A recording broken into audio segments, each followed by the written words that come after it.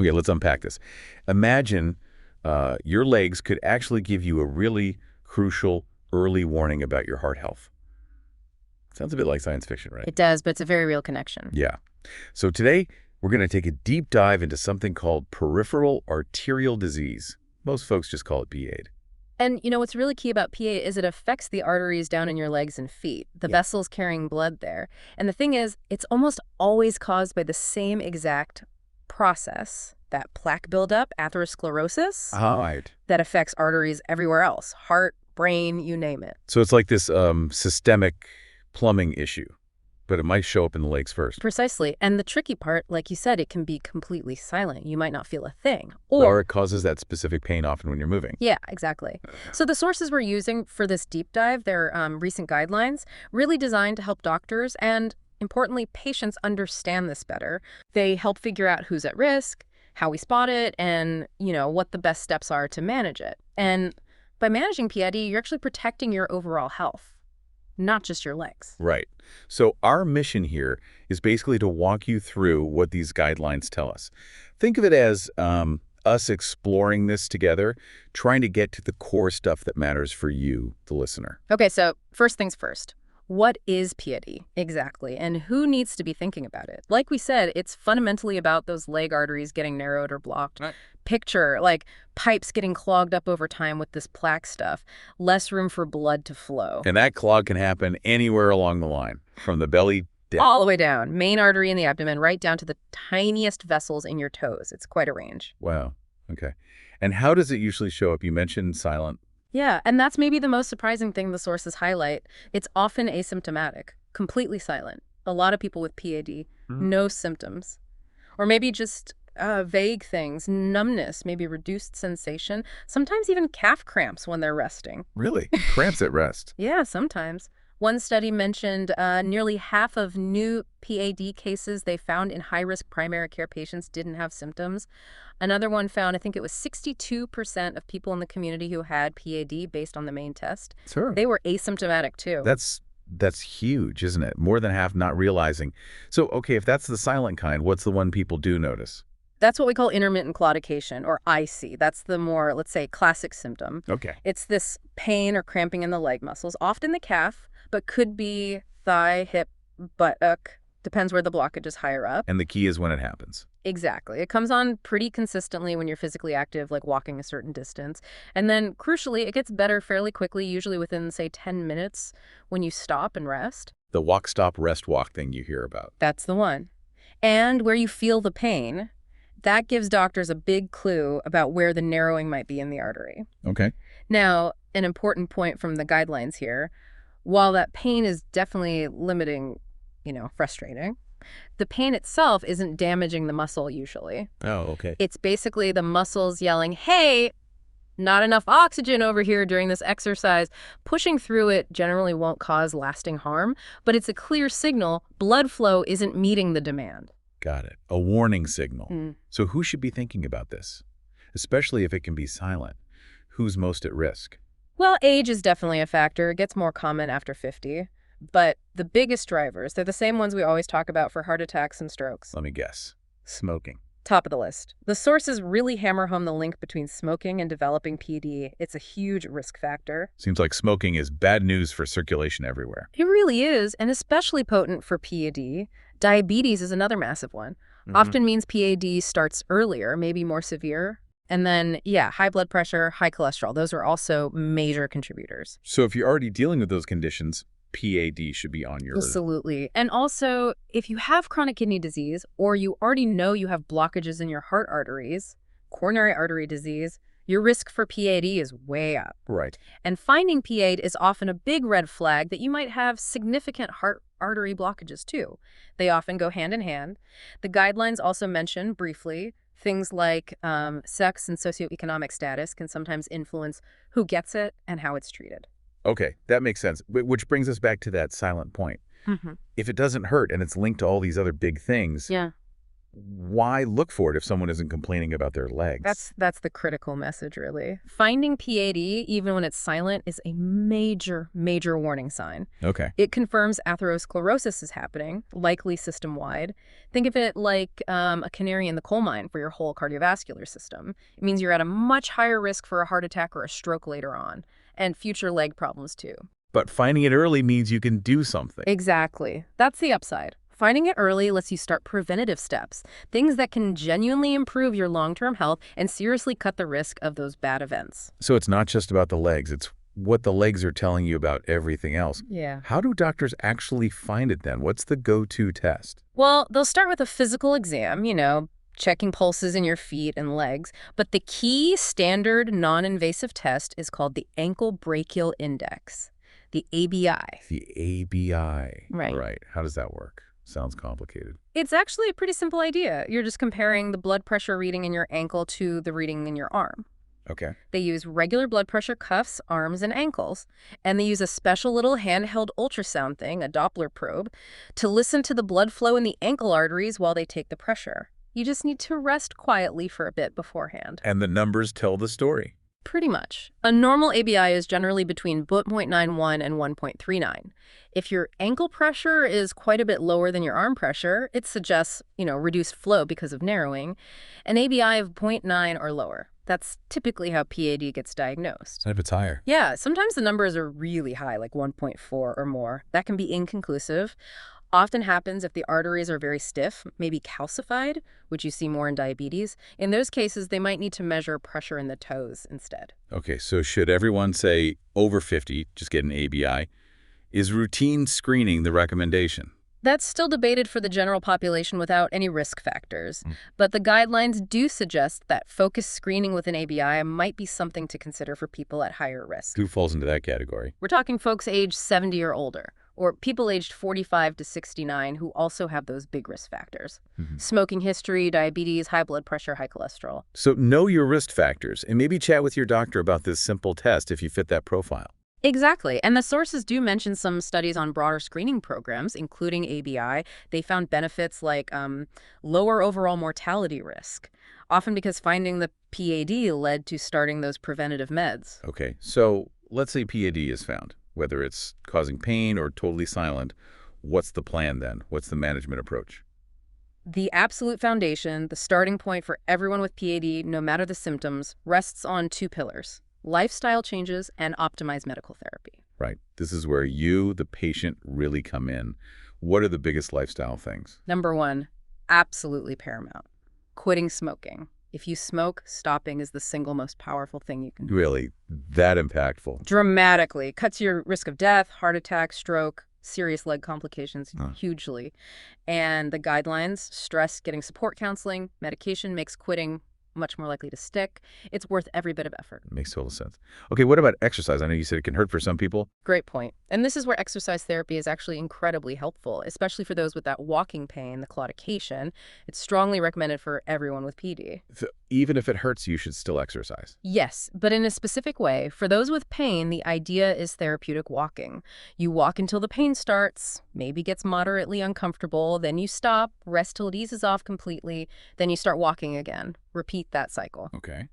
Doing that regularly, the guidelines suggest, at least 3 times a week, really can significantly increase how far you can walk without pain. It boosts your overall function. It's like you're training your body around the blockage. Kind of, yeah. It improves how the muscles use oxygen, might even encourage tiny new blood vessels. The overall goal is aiming for, say, 150 to 300 minutes a week of moderate activity, or maybe 75 to 150 of vigorous activity if you can manage it. And supervised programs. Those, working with a therapist, they tend to give the best results for walking distance and quality of life.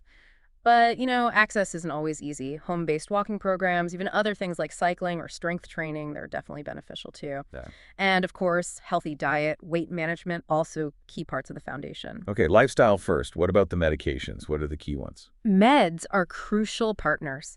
They help slow the disease progression and prevent those really serious events: heart attacks, strokes, losing a limb. Anti-clotting meds are really important. To stop clots forming in those narrowed spots. Exactly. Prevent that sudden blockage. Aspirin is very common.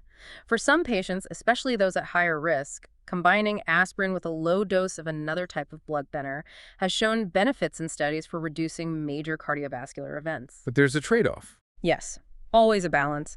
Adding that second drug increases bleeding risk. So, doctors weigh that carefully, considering your age, kidney function, bleeding history. It's a personalized decision. The guidelines are clear. Using 2 anti-clotting drugs means more bleeding risk, so it's not for everyone. Right, balancing act. What else on the medication front?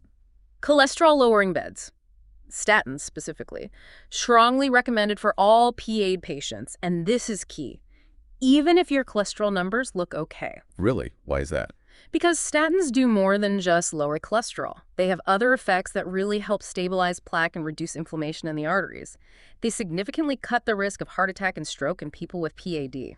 The goal is usually getting that bad LDL cholesterol down to very low levels, often needing higher statin doses. What about the muscle aches people worry about with statins? Yeah, the guidelines touch on that. Severe side effects are rare, muscle symptoms can happen, but interestingly, research suggests some of it might be a nocebo effect. Expecting a side effect makes you feel it. Often, the symptoms are mild, and doctors can manage them by adjusting the dose or trying a different statin.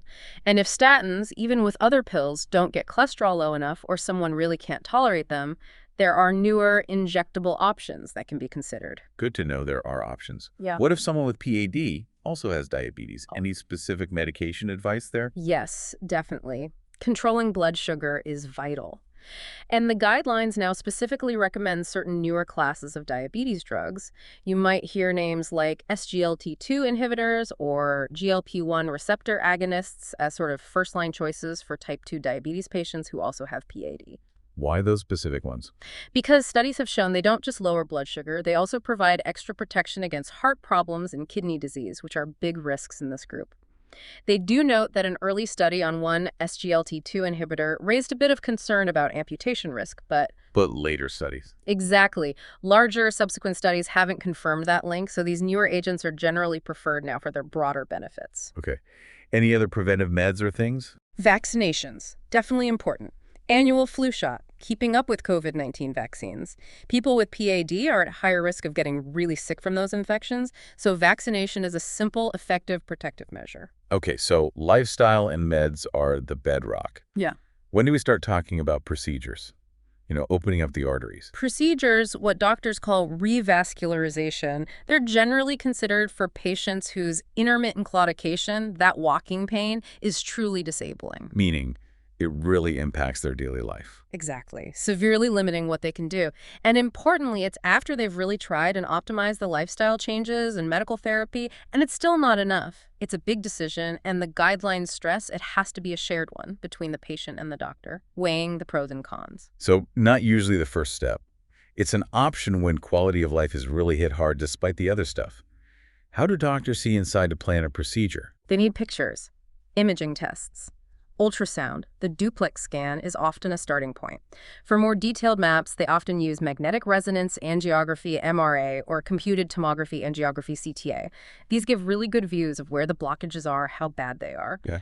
An older test, digital subtraction angiography, or DSA, involves dye and x-rays. It's used less often just for diagnosis now, more commonly if they're going to do a treatment at the same time. And what are the main ways they actually, fix the blockage? 2 main routes. First is endovascular. That means inside the vessel. It's less invasive. Like balloons and stents. Exactly. They usually go in through a small puncture, often in the groin, thread tiny wires and catheters up to the blockage.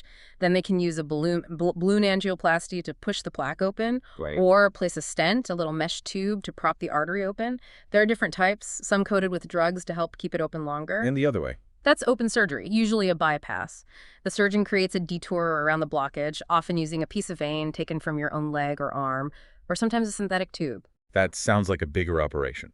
It is. It's generally reserved for blockages that are maybe very long, very complex, or in certain locations where the endovascular approach might not work as well or last as long. How do they choose between, say, a stent and bypass surgery? It's multifactorial. Depends heavily on where the blockage is, how severe it is. Doctors use classification systems for this. Also depends on your overall health. Can you tolerate major surgery? And what the expected long-term results are for that specific type of blockage with each method. Makes sense. What about trying to open blockages way down in the lower leg below the knee, just for that walking pain, the claudication? Good question. The guidelines are pretty specific there. Generally, doing procedures below the knee just to treat claudication symptoms is not recommended. Why not? For that specific situation below the knee, just for walking pain, the risks involved with the procedure often outweigh the potential benefits in improving walking. The arteries are smaller, harder to treat, maybe don't stay open as long. They do add a caveat that in very specific, carefully chosen cases, maybe using certain newer devices might be considered there for claudication, but it's not the standard approach. Okay, so careful patient selection, right procedure for the right reason, especially when pain is disabling and meds lifestyle aren't enough. Yeah. What about after? Whether someone had a procedure or is just on meds and lifestyle, what does living with PAD involve long term? Regular follow-up is key. Super important. Got to make sure those risk factors, blood pressure, cholesterol, blood sugar, if you have diabetes, stay under tight control. Plus, monitoring the condition itself, checking in on symptoms, making sure you're sticking with the lifestyle stuff and meds, especially important after a procedure to watch for any recurrence. How do doctors track how PAD is actually affecting someone day to day?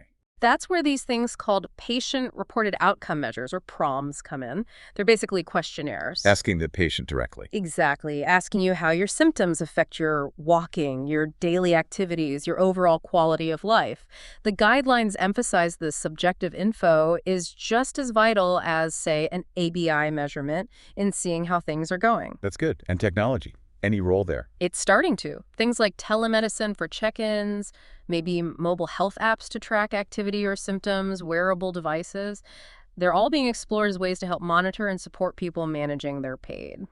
Sounds like they're good strategies, but I guess research is still ongoing. Yeah. What are the big unanswered questions? Oh, definitely. Research is always moving. Scientists are still working on better ways to classify blockages, figuring out the absolute best use of some newer drugs in specific PA groups. Understanding the long-term impact of things like e-cigarettes for quitting smoking in this population is still evolving. And more head-to-head studies comparing different treatment strategies, maybe this endovascular technique versus that one, or versus surgery for certain blockages to really nail down the optimal approach for long-term success and, cost effectiveness too. So the science keeps pushing forward. Absolutely. Always aiming to refine diagnosis and improve how we manage it. This has been really, really insightful. We've covered a lot about peripheral arterial disease, that narrowing in the leg arteries, often tied to the same issues hitting the heart. We've learned how it can be silent, yet act as this critical warning sign for bigger cardiovascular risks. Yeah, and we've really seen the power of managing it. That foundation of lifestyle changes, especially quitting smoking and getting regular exercise plus the right medications. It can make a huge difference, not just for leg symptoms, but drastically lowering the risk of heart attack, stroke, even limb loss. Right. And procedures are there, important tools, but generally for those disabling symptoms when the foundation isn't quite enough. It really drives home that tackling those common risk factors protects your legs just as much as your heart. And finding P8 early, even without pain, opens up that window for potentially life-saving preventative actions. It really underscores that connection, doesn't it? Yeah. The health of our legs and the health of our heart are so deeply intertwined. Couldn't agree more. So maybe a final thought for everyone listening. Knowing that PAD is often silent, but finding it early is so important because it signals higher risk for heart attack and stroke. And knowing the big risk factors like smoking, diabetes, high blood pressure. Have you considered if you might be at risk? What's one step you could take, maybe just talking to your doctor to understand your own risk, or to boost the health of your legs and ultimately your heart? It's definitely a connection worth thinking about.